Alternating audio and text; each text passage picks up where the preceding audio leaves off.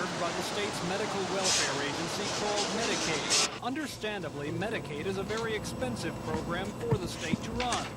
Trying to help cut those costs is the job of the Task Force for Preventive Medicine. The task force was put together last summer. Since then, the task force members have been trying to find ways to improve the health of Alabama citizens. In turn, they hope better health will mean lower Medicaid bills. Among the ideas the task force is considering, stepping up anti-smoking programs in Alabama, decreasing the teenage pregnancy rate, and increasing the number of programs to promote healthy living, especially among Alabama's youngsters.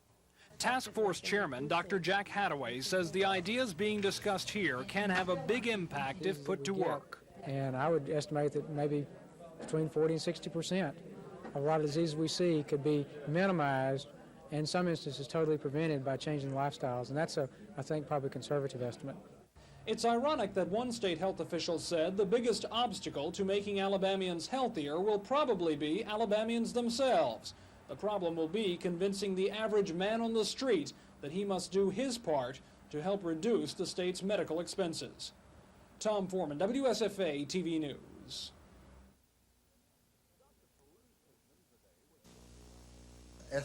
Dr. Firuz Kazimzadeh was born in Russia. He is now a professor at Yale University. Today he talked to Troy State students about the Soviet philosophy in the Middle East. Dr. Kazimzadeh says the Soviets are especially interested in Iran. He says the Soviets took an ambivalent attitude towards the Iranian Revolution because they felt the Ayatollah would fall from power quickly.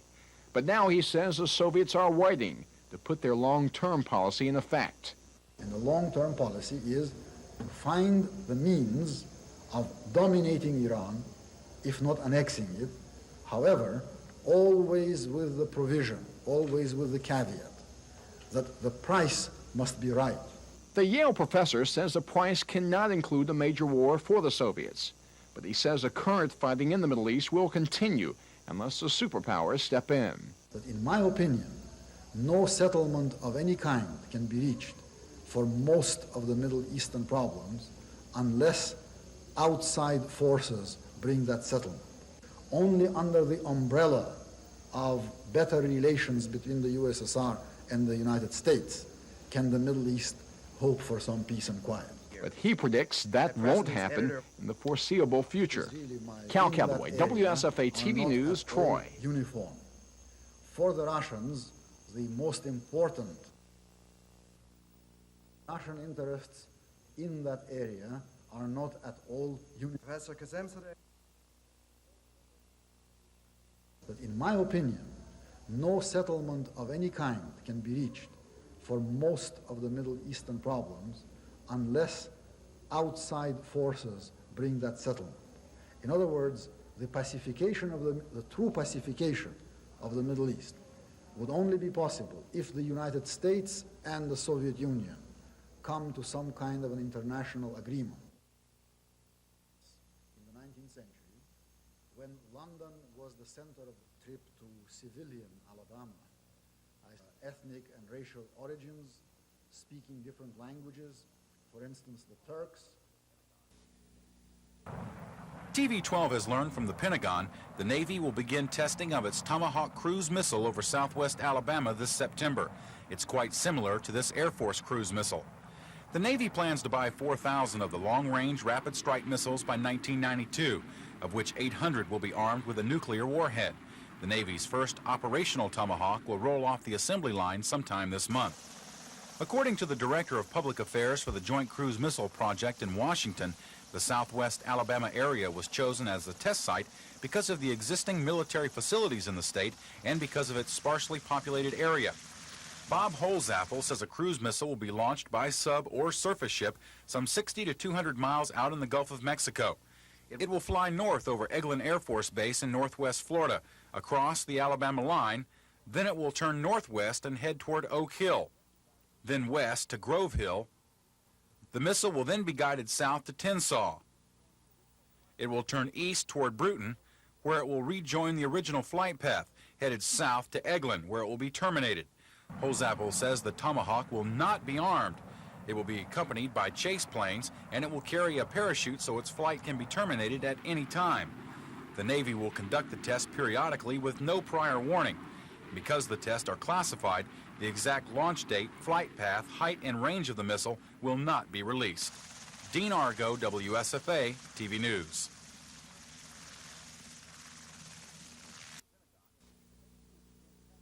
TV-12 has learned from the Pentagon the Navy will begin testing of its Tomahawk cruise missile over southwest Alabama this September. The Navy plans to buy 4,000 of the long-range rapid strike missiles by 1992, of which 800 will be armed with a nuclear warhead. The Navy's first operational Tomahawk will roll off the assembly line sometime this month. According to the Director of Public Affairs for the Joint Cruise Missile Project in Washington, D.C., the southwest Alabama area was chosen as a test site because of the existing military facilities in the state and because of its sparsely populated area. Bob Holzapfel says a cruise missile will be launched by sub or surface ship some 60 to 200 miles out in the Gulf of Mexico. It will fly north over Eglin Air Force Base in northwest Florida across the Alabama line. Then it will turn northwest and head toward Oak Hill, then west to Grove Hill. The missile will then be guided south to Tensas. It will turn east toward Bruton, where it will rejoin its original flight path and head south to Eglin, where it will be terminated. Holzapfel says the Tomahawk will not be armed, and chase planes will accompany it, and the missile will carry a parachute so that its flight can be terminated at any time. The Navy will conduct the test periodically with no prior warning, and because the tests are classified, the exact launch date, flight path, height, and range of the missile will not be released. Dean Argo, WSFA TV News.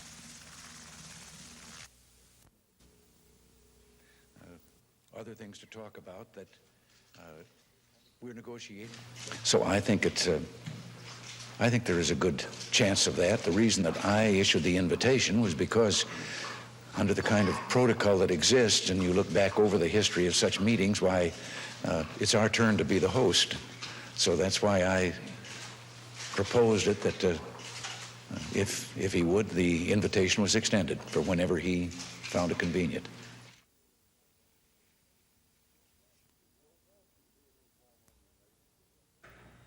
Don't want you to be an informer on your neighbor. Don't want you to watch your neighbor. We want you to help your neighbor and help yourself. Montgomery Police Chief Charles Swendell spoke bluntly about crime to the group of Chisholm residents, but these people already know what crime is about.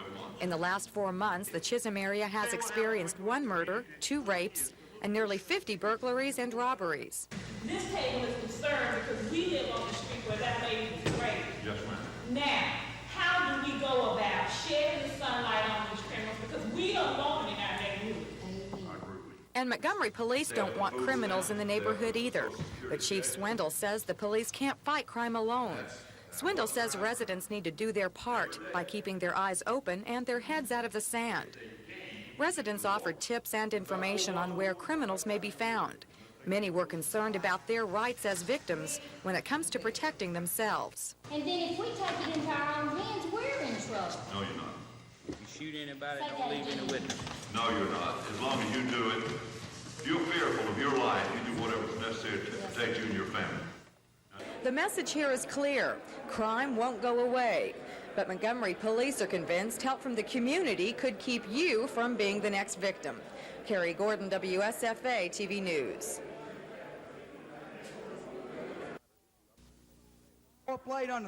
Taking the career ladder issue up for debate today was the first bone of contention. Representative Jack Venable of Tallahassee was clearly upset that yet another bill is being considered before the state's 2 major budgets. I'm not necessarily opposed to this bill, and with some changes in it, appropriate changes, I may vote for it. But I still think that we have been told by the people of Alabama to get on with the business of passing budgets first. They send me down here to represent the farmers and the teachers and all the different constituencies that I represent, and they don't give a damn about budget isolation. They want to be addressed on the issues before this state. The Career Ladder Plan will cost $150 million this year, and some members felt it was important to see if the plan would pass before tackling the education budget, which would have to accommodate that cost. The long-term cost of at least $1 billion over the next 5 years was another major concern. Opelika Representative John Rice succeeded in strengthening a section requiring the legislature to review the progress of the Career Ladder program in 2 years and its projected cost to see if the program should be continued. The House leadership won the needed support of black House members by agreeing to include a section creating a committee to check into any possible racial discrimination against teachers. The House leadership had earlier agreed to those 2 amendments, but they stood firm against any changes that would have diluted the influence of the Alabama Education Association in the Career Ladder program. That included attempts to change the committee that will draft the evaluations and the built-in appeals process. The influence of AEA and the Wallace administration in the House was no surprise, but that is not the case in the Senate, where the Career Ladder program faces a distinct uphill battle. Chris Grimshaw, WSFA TV News at the Capitol.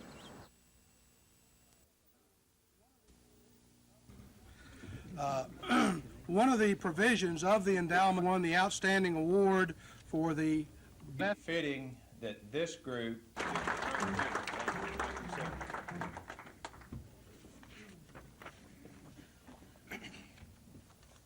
be proud of that. Thank you very much. Mr. Cunningham, head Alabama Agricultural Hall of Honor. Thank you. Thank you, sir. I'd like to ask is Miss Rouse. As the honorary life member of the Agricultural Alumni Association of Auburn University, March 21st, 1985. Ham. Thank you very much. Congratulations. Thank you very much.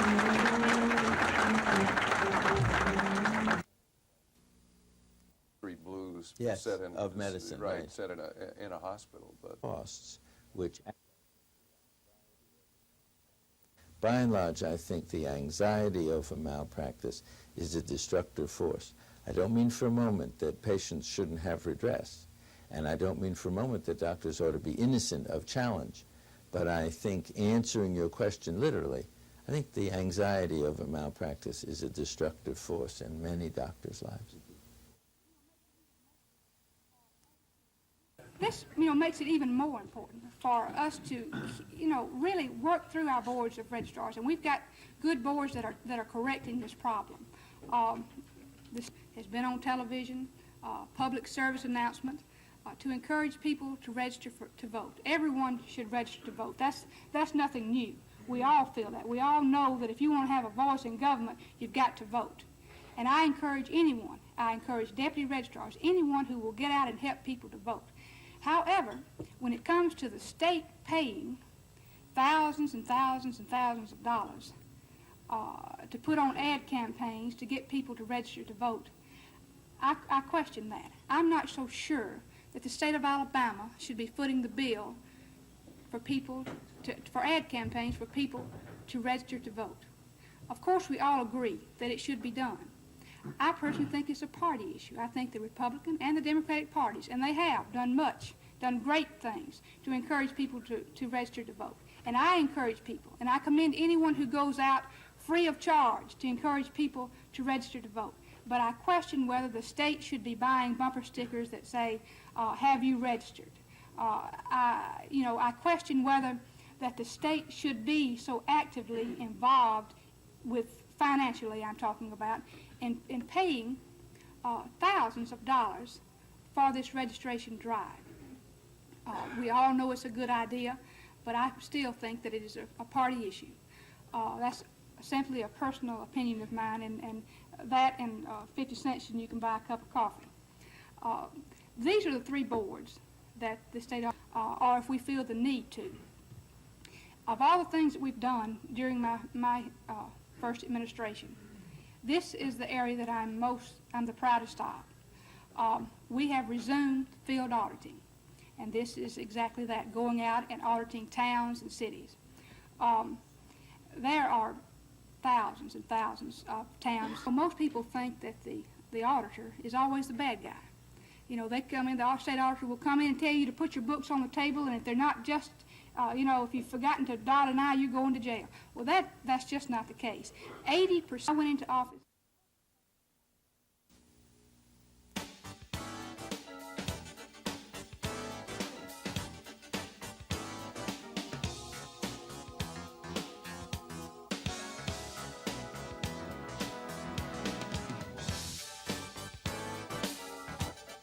Most of the time we let the game dictate what we're going to do. We'll start in a basic defense, either zone or man, and then we'll go from there and change according to how well we're reacting to their offense and, you know, what kids are playing well for us. So it's a kind of a game where each game is sort of a game where you just let that game kind of decide what you need to do.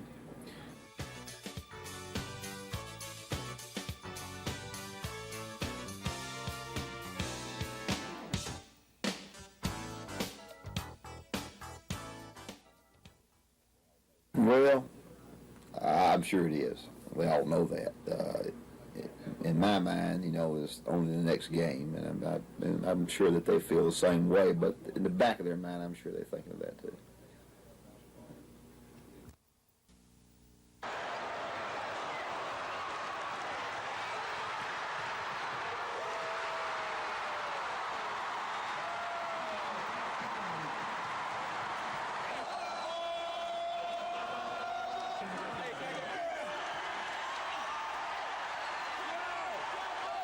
We are not, maybe as some people label us, a fluke. I think we're capable of being where we are. I would not say that I'm excited about playing the University of North Carolina because I have such tremendous respect for Coach Smith. In fact, he's my idol, if you want to know that. We're going to have a home court advantage, and we're at home in the state of Alabama, and we don't have nothing to be afraid of now. We got Carolina, tradition, Coach Smith coming in town, so we feel like we can go out and give them a good ball game. After the win over Kansas, that's all we was talking about. We're going back to Birmingham, and we're 5-0 in Birmingham, and we play with a lot of confidence in Birmingham. You reckon you guys are going to know how to act with a crowd for you? I don't know, but, you know, I believe we'll act pretty good because, you know, back home when you were in high school, you always had the crowd. Now we've got at Auburn and getting the crowd to come with us. We're probably going to act a little bit more special. Get excited, huh? Yeah, get real excited.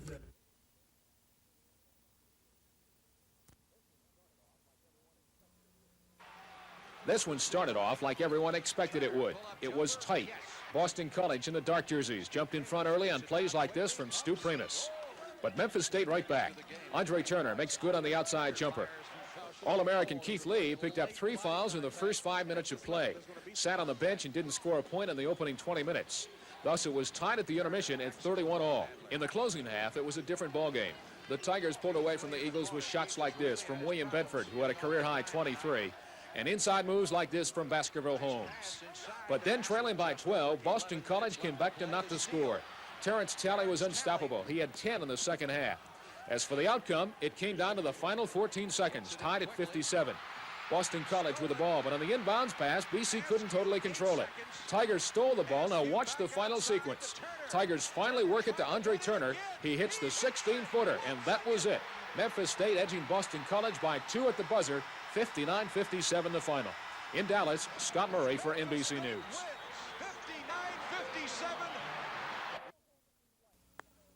We start in the first half, Oklahoma in white. Darrell Kennedy, alley-oop to Wayman Tisdale for the slam. Then it would be another one to Tisdale. David Johnson, alley-oop to Tisdale. Tisdale with 23. Oklahoma had a 32-28 halftime lead. Second half, Louisiana Tech would battle back from a 10-point deficit. Here, Anthony Bowie loses to Willie Bland. Bland on the slam. We now go late in the game. Tech trails at 74-72. Wayne Smith with the air ball. Willie Bland, however, will catch it, and he'll put it up. The layup is good. We go to overtime, tied at 74. But in overtime, Wayman Tisdale would score 8 points here on the baseline among 3 Louisiana Tech defenders. Tisdale gets the roll. Oklahoma advances to the Midwest Finals, 86-84 over Louisiana Tech. What surprised most baseball fans when the Kansas City Royals came on late to win the American League West in '84 was not necessarily that they won it, but how they won it. And that is with young, inexperienced players, particularly the pitchers. Well, the endless possibilities of this young staff are still a major topic of discussion with Royal fans, but at the camp this spring, much of the attention is going to the other end of the pitch. In a 4-team trade over the winter, the Royals gave up catcher Don Slott for catcher Jim Sundberg. Sonny is well known for his defense and handling of pitchers. Looking forward to working with the young staff. I think there's some things I've picked up from guys in the past, the Suttons and Jenkins and Gaylord Perrys, and other guys who have passed some things on to me, and maybe I can pass some things on to them. I'm definitely looking forward to that. He's been around a while. He knows the American League. He knows each hitter individually. It helps to have a veteran ball player back there. The Royals haven't had a stable catcher since Darrell Porter left back in 1980, and Sundberg is about as dependable as they come in the big leagues.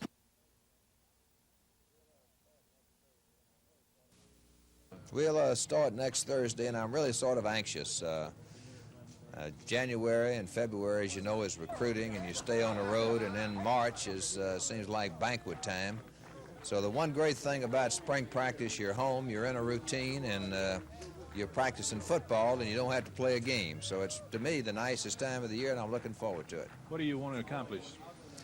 Well, I think it's going to be one of the most exciting springs that we've ever had, because I don't remember in the 22 springs that I've been through where the quarterback situation was so undecided. We've got 4 or 5 that'll have a chance to be the quarterback, and I think that'll get the most attention during the spring anyway.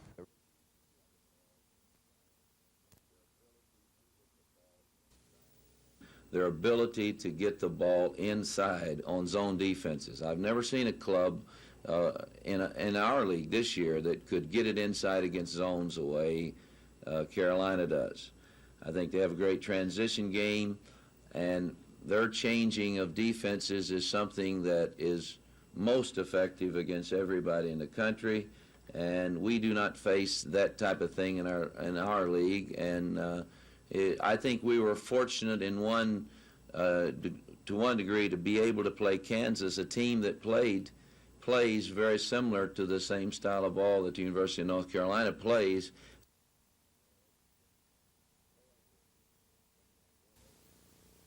Well, of course, we've done that on one other occasion. We lost to North Carolina, a 5-point game. They went on to win the national championship, and there's a lot of excitement, a lot of hoopla to go along with that. So it is a special time, I think, for our team and for our coaches. Anderson was sentenced to 10 years in prison after he pleaded guilty to one charge of abuse. Assistant District Attorney Ellen Brooks prosecuted the case. He had 3 daughters who, from the time they were 11 or 12 years old, according to our investigation, he had been sexually molesting. During that time, he lived not only in Montgomery County, but in Macon County. So our grand jury charged him with these 3 cases. 11 days later, he was transferred to the Macon County Jail at the request of Sheriff Lucius Amerson. That's what bothers me. It seems like the defendant says, okay, I pled guilty, now I tell you where I'm going. Sheriff Amerson placed Anderson on trustee status. Prison officials say persons sentenced for sex-related crimes should not be placed on trustee status and should never be on less than medium custody, meaning not to leave jail without a guard.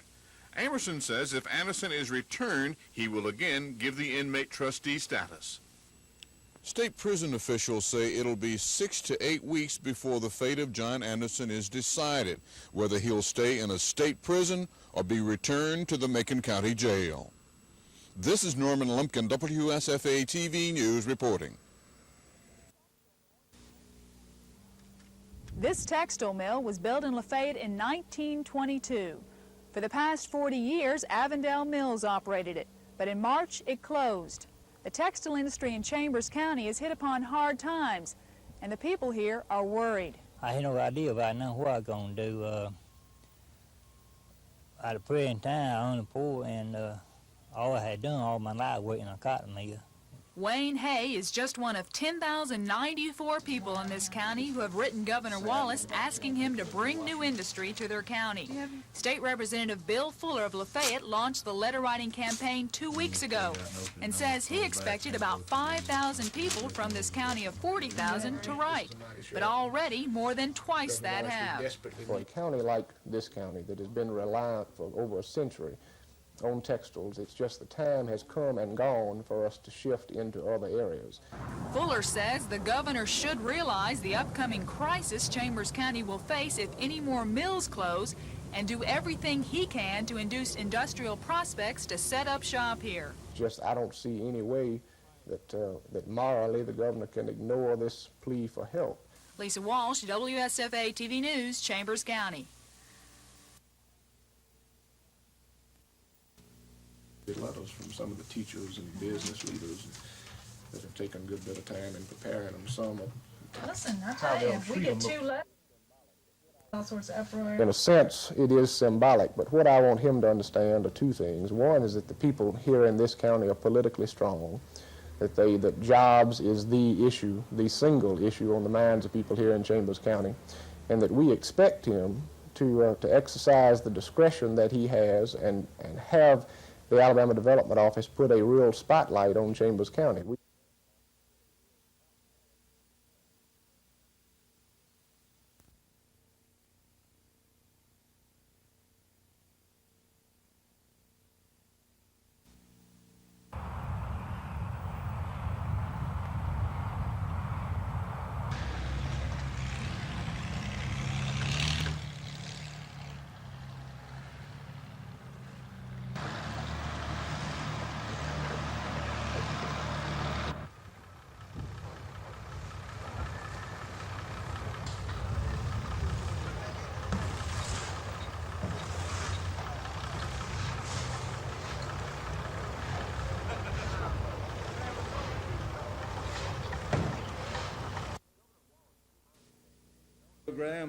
Governor Wallace confirmed today that he's known about the test plan since earlier this week. He told us the Navy's presence in southwest Alabama may strengthen Alabama's chances of securing a permanent naval base in Mobile.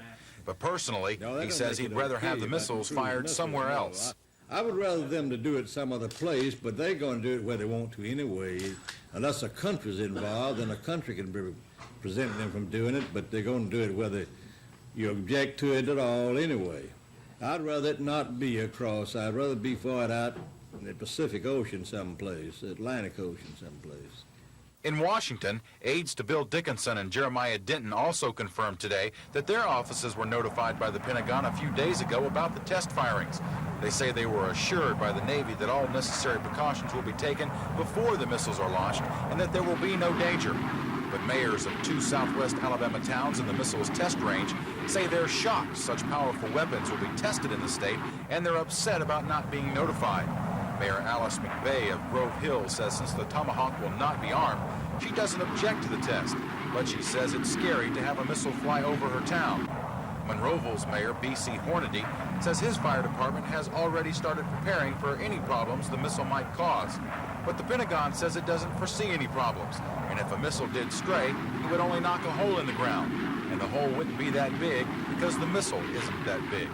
Dean Argo, WSFA TV News. This is a composite drawing of one of the robbery suspects. Dothan police say the robberies have been committed by at least 2 black males at 6 different businesses. Robberies have occurred at various businesses located throughout the city here, involving fast food chains, drive-in groceries, service stations, motel, and other businesses. The latest 2 robberies took place Wednesday, the first at this shopping center. A robber armed with a gun got away with about $220 from this store. That night, a pregnant desk clerk was held at gunpoint for several minutes at this motel. Nearly $150 was taken here. No arrests have been made, but police do have descriptions on both suspects. Both of them are anywhere from about 22 to about 30 years of age. One subject is approximately 6 foot to 6'2". The second subject being shorter, somewhere around 5'7" or 5'8". Chief Assistant District Attorney Doug Valeska is director of the Houston County Crime Stoppers program. Somebody knows who's committing these robberies. We need a name or the names of the individuals who are committing these robberies. Crime Stoppers with the Dothan Police is offering a reward up to $1,000 in each of the 6 robberies. The Crime Stoppers phone number is 793-7000. You won't have to give your name, and you won't have to testify in open court. Cal Calloway, WSFA TV News, Dothan.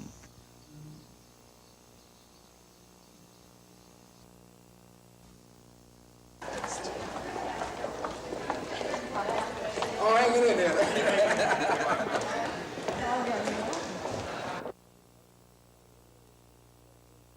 We notice that there's no real set routine for them to jog or to exercise in a safe environment where they could do it year-round without fear of the rain, inclement weather, and so forth. So we joined forces with the Northside Mall to provide a regular program where they can come out between 6 and 9:30 daily to walk in a controlled environment.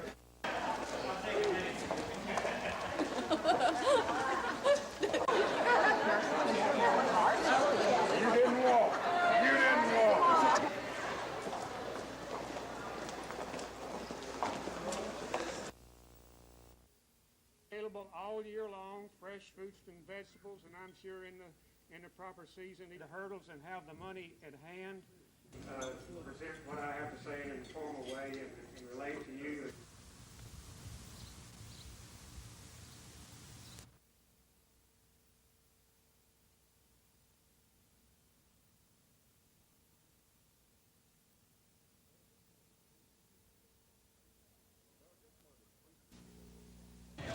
There are just more than 300 people listed on state computers as missing in Alabama, both children and adult. And most believe that's only a fraction of the real number. That's because local police and sheriff's departments don't have a single designated state agency to turn their figures into. But that has changed. Governor Wallace today announced the formation of the Alabama Missing Children's Bureau. In view of the fact that it has reached epidemic proportions and we have not coordinated our agencies all together, we're not doing the good job that we can do and will do. The budding bureau will be a part of the Department of Public Safety, and the trooper agency will provide a central location for all missing person reports, both children and adult.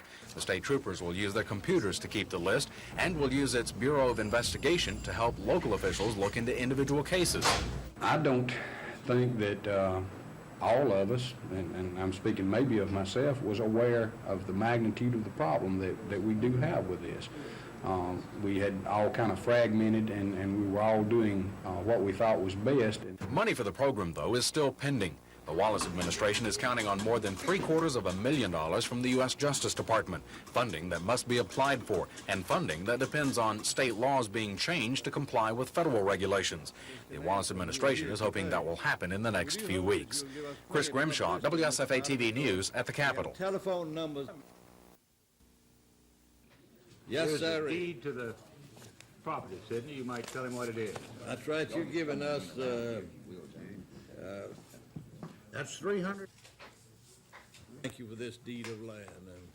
Thank you, Governor. Gosh, it's good to see you, Good sir. to see you again. You'll stay right in. Yes, sir. Stay right. You'll take some pictures. Appoint some department to handle and coordinate. $1 million. Yes, Is sir. that right? Yes, sir. And it's adjacent to Gunnersville State Park, so That's right. we can use it very, very wisely, and we are certainly most appreciative. Well, thank you very much, because Maybe I could begin, Andrea, by addressing that I've already talked to Lane. He's an old friend, a man I have a great respect for, and a man I think I can work very comfortably with. Well, don't you think you have a lot of fence mending to do, given what's been going on in the Labor Department? Well, we've had some very difficult times, and we have a lot of communicating to do, but that's precisely what I would like to do. What about these stories that you didn't want this job, Mr. Brock? As the President said, you have to be careful with what you hear. I liked being United States Trade Representative. I valued that opportunity. I enjoyed it very much, and I was comfortable with what we were trying to achieve. This is a very new challenge and one that I'm very excited about, and I welcome it. Did you initially turn it down, though, sir? Spokesman yesterday. I didn't have the opportunity to initially turn it down. Pardon? I understand you said through a spokesman yesterday that you were not interested in this job. Have you changed your mind in the last 24 hours? I am intensely interested in this job. What changed your mind on that? The President is not only persuasive, but he's a man that I have great affection for. And when he says that he would like this job done in a certain way, and I feel that I can do it that way, it's a challenge that is impossible to resist. You said you didn't have the opportunity, Mr. Brock. I'm sorry, Bill? The special trade representative can now be folded into a Department of Commerce and Trade. I wouldn't make that presumption. Still against it, huh? Well, I think there are certain problems associated with that proposal, sir. That's William Brock, the new... It may not look like much when you drive by on the Eastern Bypass, but a closer look will reveal that the Alabama Shakespeare Festival complex is definitely taking shape. The $16 million project, a gift from Winton and Carolyn Blunt of Montgomery, will house the nationally acclaimed festival, which when completed will be the only year-round Shakespeare theater in the Southeast. The theater construction is running right on schedule. Now the excitement is riding on the upcoming premiere winter season. And season tickets for the 10 winter performances are already on sale. Theater directors say more than $20,000 in tickets have been sold so far, but they hope to also attract the movie fans who look for quality entertainment. We're after a lot of those people, get them out from behind TV sets, out from behind what other things are doing day to day, and get them into the theater one time a month. And that's what a subscription is basically. And from looking at the winter season schedule, there should be something for everyone. In addition to the traditional Shakespeare plays, you can see such American classics as Arthur Miller's Death of a Salesman and Tennessee Williams' The Glass Menagerie. Theater organizers say they aren't worried about an audience to fill the house, saying there's no reason why it can't draw people from all over the country. We now know that there are 48 million people that live within 3,000 miles of Alabama. The festival and its new home will open Friday, December 13th with Shakespeare's A Midsummer Night's Dream. Carrie Gordon, WSFA TV News.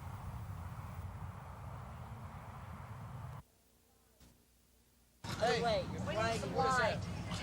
Turn that camera. Not down there, Jeremy, right here. Hey, don't look at the camera and don't wave. Okay, you got your stand up there.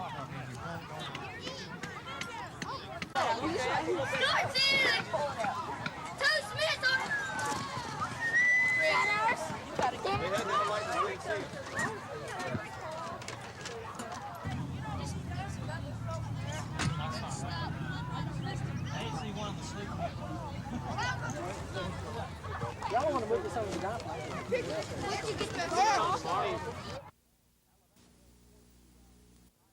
Alabama held close throughout the entire ball game. The Wolfpack's biggest lead proved to be the winning score. The Tide and the Wolfpack played a very physical game. Both teams were in the bonus with 5 minutes left in the first half. Alabama's big play men, Buck Johnson and Bobby Lee Hurt, gave the state inside men fits all night. Hurt tied the game at 23 with under 4 minutes to play in the first half. Anthony Spud Webb, all 5 feet 7 inches, almost got the dunk. He helped sink the Tide tonight. State had a 1-point lead at the half, and it appeared Alabama had the momentum in their favor in the second half. Bobby Lee Hurt was taking command of the boards. Terry Connor hit this one to give Bama a 4-point lead. But foul trouble and an absence of on-target free throw shooting spelled defeat for Alabama tonight in Denver. Spud Webb stretched NC State's lead to 6 with less than a minute left. The Wolfpack goes on to win. They'll wait for the winner between St. John's and Kentucky for the Western Championship this Sunday.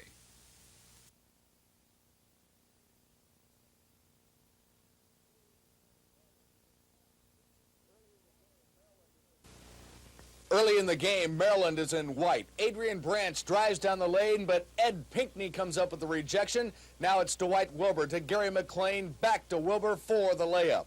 Maryland, though, was led by Adrian Branch. Here, Keith Gatlin finds Branch on the alley-oop. He had 21 points in his final game for Maryland.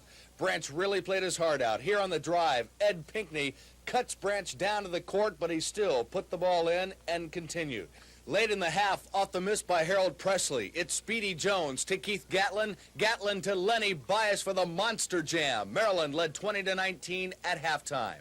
The Terrapins had led 20-15 late in the first half, but Villanova reeled off 15 straight points while Maryland went cold. Ed Pinckney, with men all around, finds a way. Pinckney led Villanova with 16. After trailing by as many as 10 in the second half, the Terrapins tried to come back. Derek Lewis with the block, to Jeff Adkins, to Len Bias for the slam, but Bias was held to a season-low 8 points. Villanova downs Maryland 46-43. This is Scott Clark reporting for NBC News.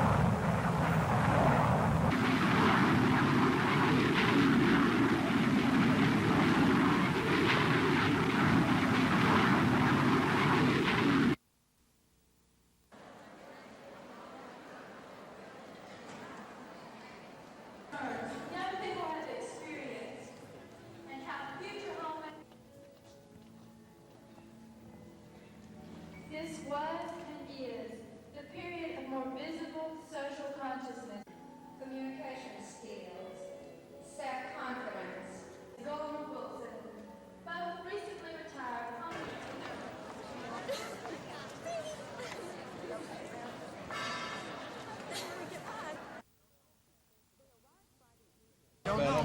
They arrived Friday evening in time to shake the governor's hand and get some autographs.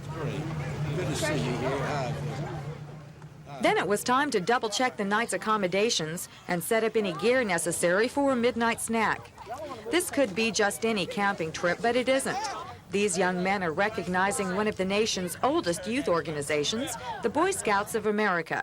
We're celebrating 75 years of scouting. This is the Scouting Diamond Jubilee, and this is part of the Tuckabashie Area Council's celebration of 14 County Council. We're having some 1,500 Boy Scouts, Cub Scouts, Webelos, Explorers, scouts from everywhere. By daylight this morning, the campsite behind the Auburn University at Montgomery campus was full of activity, as well it should be with this much young energy. Parents and scoutmasters did their level best to keep up with the crowd as the youngsters flocked to tanks and helicopters provided by the Alabama National Guard. Grip your hand and push forward. Watch the tip of the barrel. Go forward easy. Oh, right there. All righty, you did it. For the more adventuresome, there were events in bravery and coordination, which demanded as much a sense of humor as skill. The scouts who took time out for the weekend had their own reasons for attending the event. Why did you come out this weekend? To have fun and learn skills like lashing and knots, and skills in the book of Boy Scouts. Well, it brings scouts together, so we can, see other projects and things that other scouts have come up with. Others just had a feeling the anniversary was an important one. I'm glad to be around this because it's a special occasion. Scout leaders admit not all the boys may realize the significance of 75 years of scouting, but hopefully this weekend will be something to remember. And you never know, a celebration like this may even recruit some Boy Scouts for the future. Carrie Gordon, WSFA TV News.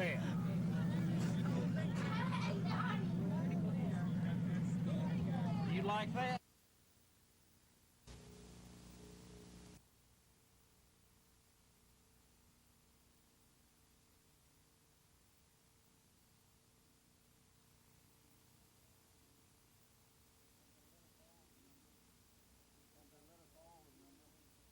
And to let us all remember, as we go back to our busy ways of life, that the freedoms that we enjoy were paid for dearly over the years in blood.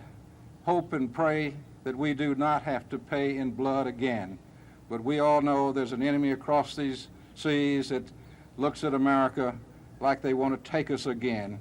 They will not prevail.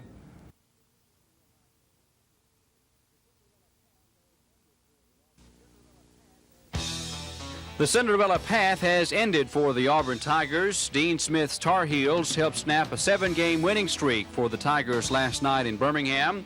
North Carolina built a 15-point advantage in the first half, leading 19-5. After settling down in the second half, the Auburn offense came to life, cutting the Tar Heels' lead to 3 points 5 times. Frank Ford hit 17 points for the Tigers. Chuck Person had 16. But North Carolina never cracked. The Tar Heels guaranteed their victory at the free throw line. Kenny Smith, with the steady hands, led Carolina with 22. So while the Tar Heels look to the Southeastern Championship, Auburn must wait another year, but they will have plenty to build on. I feel like they'll be there next year because we've shown what we could do. We knew that we was going to take our lumps early, and they should have known that too with just one junior, one senior, and a lot of sophomores and freshmen. So I feel like next year would be a very experienced team. I think the fans are coming out to watch us play and give us plenty of fan support. Yeah. I told him that I loved him, and I meant that. And I told him it was more like a son, and I meant that also. And I told him that if they could go into next year and understand the value of not taking a bad shot, understand the value of patience, that they'll go farther than the Final 16 next year.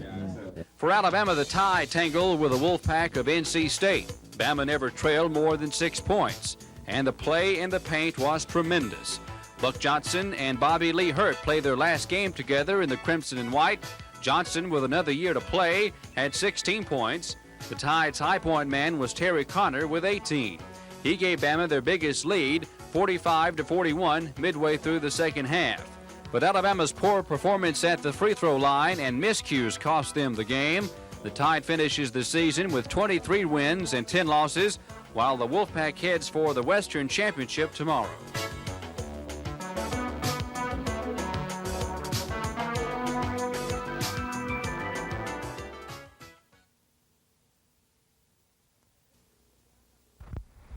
The streets of downtown Montgomery are quiet on Sunday morning. Not much traffic moving in the usually hustling heartbeat of the city. But believe it or not, these quiet moments are a perfect time to practice fighting fires. For the first time, the Montgomery City Fire Department has permission to practice its skill in a high-rise building. At the old Frank Lew building today, units from District 1 were able to see firsthand some of the possible fire situations they may have only read about in a textbook. Here we're going to assume it will be a building like Jackson's Hospital. It's subdivided with fire doors. Captain Strength has come to the fire floor and found fire beyond these doors here, okay? High-rises and older buildings can bring special problems to the men during a fire. Carrying those heavy hoses filled with water is hard enough without having to lug the hose up a flight of stairs to flames on another floor. But this hands-on experience can be invaluable to a fireman, according to District Fire Chief Robert Wallace. Today. We were able to take the men in and show them, and with a flashlight, show them how the fire could spread undetected from one floor to another. By having previously seen this now, it would better enable them to fight fire should we have a fire in this building or any other high-rise building in Montgomery. And Wallace says the fire department will take advantage of this high-rise experience as long as the building is available, adding that the men can never get enough training when tomorrow the fire may be real. Carrie Gordon, WSFA TV News.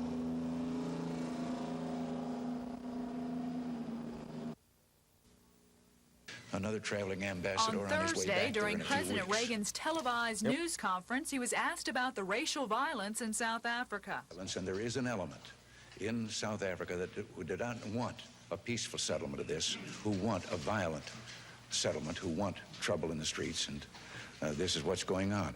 That comment and others made by the president that night infuriated black leaders, including the chairman of Alabama's Legislative Black Caucus. Caucus joins the Congressional Black Caucus in feeling that certainly those comments were inappropriate and really an apology of that nature should be made.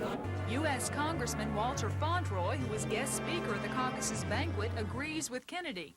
The president's comments day before yesterday were really horrendous. Fauntroy believes Reagan should appeal to the South African government to end the bloodshed. He says apartheid is not only a moral issue, it's also an economic one. Every steel worker in Alabama ought to be concerned because they are importing steel at Mobile to make ships from South Africa, while up at Birmingham, they're closing down mills and people are losing their jobs. So it's a matter of self-interest that ought to spur us to change the system. In Alabama, members of the Legislative Black Caucus passed a resolution asking state bankers not to do business with banks in South Africa. Although the chairman of the caucus admits the resolution has no teeth or legal strength, she says it's a resolution that won't be forgotten by Alabama's 24 black legislators. So that when individual pieces of legislation come that would affect banks or savings and loans association or any kind of agency that has to do with monetary expenditures, then we'll have another chance and opportunity to get, if not a rule against their really investment of funds in the South African banks, to get some kind of commitment that they will not do. And of course, unless we get that, then we'll be opposing the legislation. National leaders are also planning to ask for sanctions against the South African government. This week, Senator Lowell Weicker of Connecticut plans to introduce an amendment which would call for a ban on U.S. bank loans to South Africa. Lisa Walsh, WSFA TV News.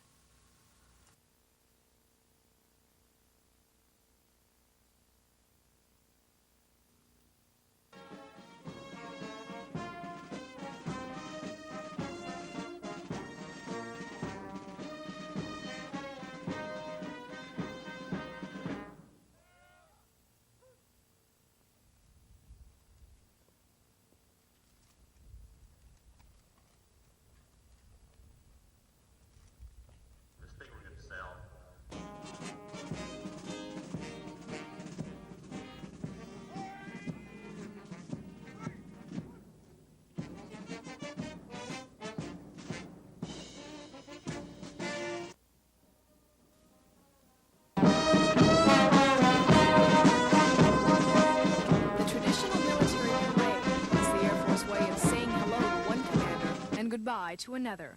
From active duty. Colonel Mark Dearlam is the new 3800th Air Base Wing Commander and comes to Maxwell from Barksdale Air Force Base in Louisiana. Another military tradition is the receiving line. At the end of the line today is Colonel Bartman Johnson, the outgoing wing commander. Outgoing in more ways than one. He's not only leaving the wing, he's also leaving the way of life he's known for 27 years. And this is a special occasion for Linnell and me as we have a change in lifestyle, a change in careers and so forth. And so I had mixed emotions about it. The connection with the Air Force has been an extremely good one for us. And we'll look back with very fond remembrances on those 27 years. Colonel Johnson is on his way to Texas, and as he leaves, he'll no doubt carry with him many of the military traditions that have been part of his life for more than a quarter of a century. Terry Stanton, WSFA TV News.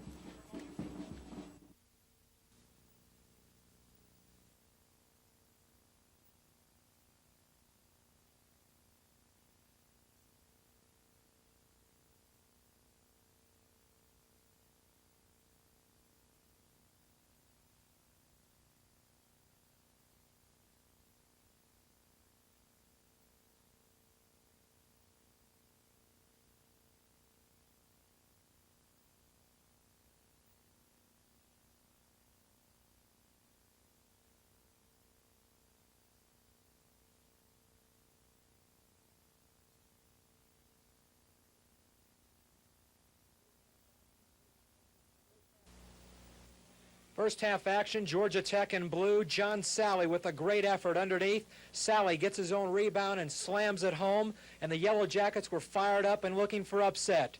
Georgia Tech turned it on in the first half. Mark Price on the miss, but Dwayne Farrell will tip it in by Ewing for the basket. The Hoyas kept the defensive pressure on. Here is Scott Petway, hurries a pass. It goes off Yvonne Joseph. Michael Jackson with the ball. He'll feed Ewing for the slam, and the game was tied at 29-29. Second half now. Georgia Tech took its biggest lead of the half. Bruce Dalrymple drives the lane for two, and it was 40-36 Yellow Jackets. But Georgetown came back, led by Ralph Dalton. Dalton with a great effort underneath. He gets his own rebound and scores here. The Hoyas broke whatever press the Yellow Jackets put on. Reggie Williams with some slick ball handling to Bill Martin for the jam, and it was 48-44 Hoyas. But the Hoyas put the game away. Mark Price on the miss here. Horace Broadnax, he'll get the loose ball down court. He'll go all the way for the slam dunk. Georgetown is headed for Lexington to the Final Four. The final, Georgetown 60, Georgia Tech 54.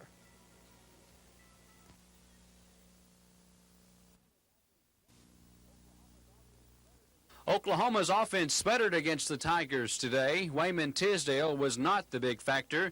The Memphis defense collapsed around the All-American. He finished with 11 points.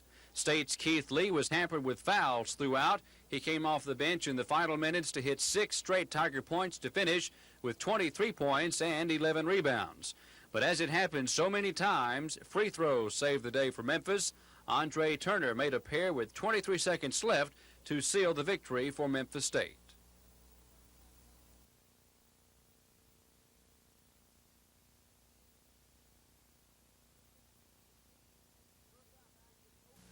First half action, Oklahoma in white. Andre Turner of the Tigers will tip the ball away from David Johnson. Dwight Boyd goes the other way and lays it in. Memphis State led 31-28.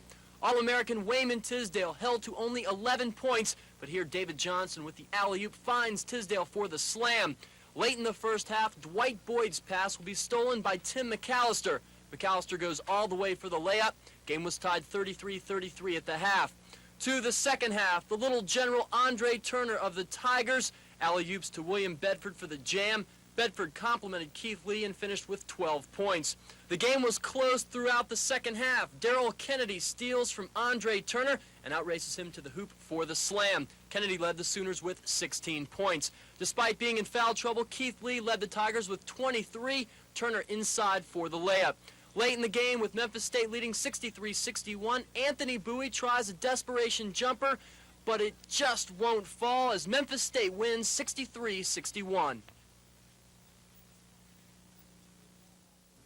This is first half action. Villanova in blue. The Wildcats shot just 23% from the field in the first half, but Ed Pinckney kept them in the game. Here, Pinckney gets his own rebound, puts it back up and in. Villanova couldn't do much right in the first half, though. Brad Doherty misses for the Tar Heels, but watch Harold Presley. He tips the ball into his own basket. North Carolina played tough inside. Kenny Smith inside to David Popson for the layup. The Tar Heels led at halftime 22-17. But Villanova came back in the second half to take a 10-point lead. Curtis Hunter loses the ball to Dwayne McClain, ahead to Harold Jensen, to Harold Presley for the slam dunk. Later, Curtis Hunter returned the favor, this time stealing from Dwayne McClain. Hunter goes in for the slam dunk. Villanova led 43-36. And the Wildcats, though, worked the spread offense to perfection late in the game. Ed Pinckney to Harold Presley. Villanova upsets North Carolina 56-44. Scott Clark for NBC News.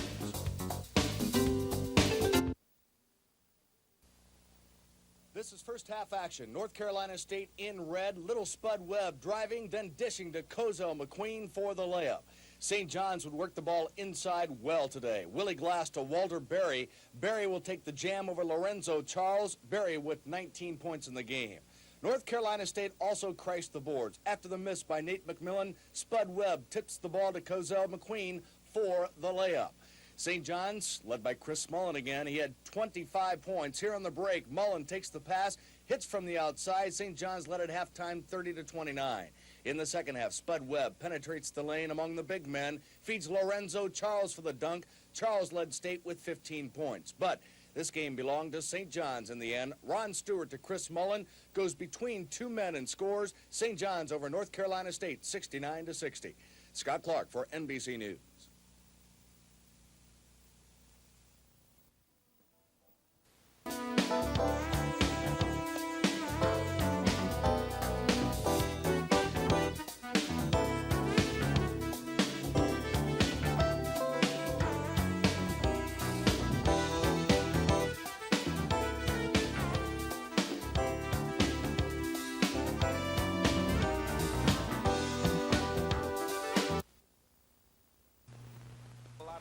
It was a good tournament for Mac O'Grady. He chips it in on the 12th hole for a birdie and finished 15 under par, 2 shots back of the eventual winner, Curtis Strange. Tom Watson began play as the leader today, but double bogeyed 12 and never recovered.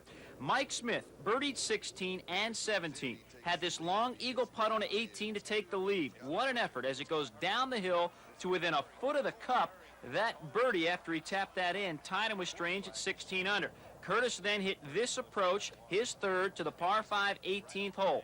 Over the water, onto the green about 6 feet from the cup. If he makes it, he wins. And he stepped up and rolled it right in for $171,000. He's won $331,000 this year, easily #1 on the PGA Tour. I'm Don Shane for NBC News.